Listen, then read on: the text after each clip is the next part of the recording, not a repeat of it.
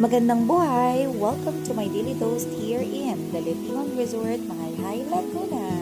Anyway, mga loves, stay kami dito ng 2 days and 1 night. Sila dito mga affordable cottages and rooms. Sa malaki nilang pool, meron din itong running water na napakalamig ng tubig.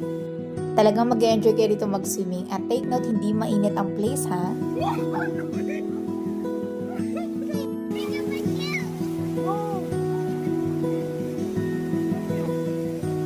Pumunta rin kami dun sa kabilang dulo para ma-explore yung water. Baby, Hawaii!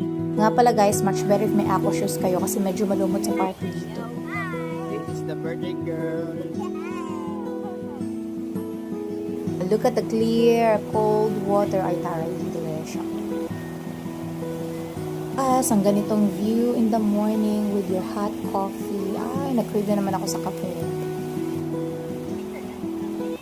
Pagbusan siya ng boses ko, inaantok pa talaga ako ngayon. And kasama namin ang aking mother-in-law. Ayan, sabi ng birthday girl, bigyan ko daw siya. Pero tingnan mo naman ang mukha. Oh, ha?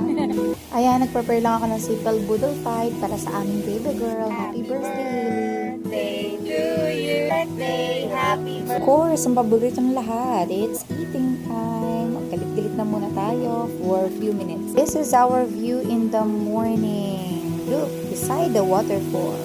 Isa mo pa dyan ang mga breakfast talaga na pang malakasan. Oh, ha? Perks ni makusina ng naas. Ayan.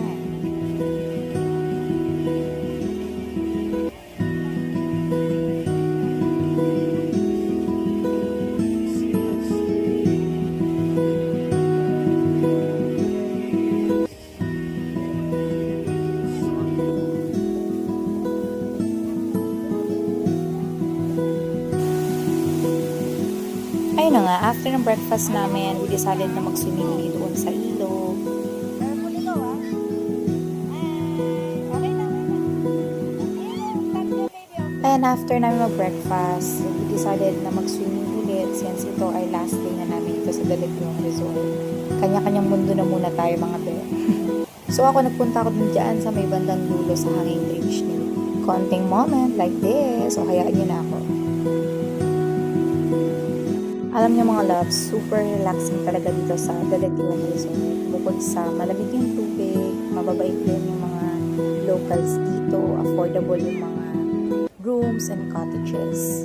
And also, nagdala na rin kami dito ng mga pagkain namin. Kahit na meron sila itong maliit na sari-sari store. We are always longing sa ganitong mga time. Kasi nga, di ba, pagka tapos ito, balik na naman tayo sa reality, work, lalo na ngayon malapit ng mga papasukan. Kaya, enjoy muna natin itong araw dito, di ba?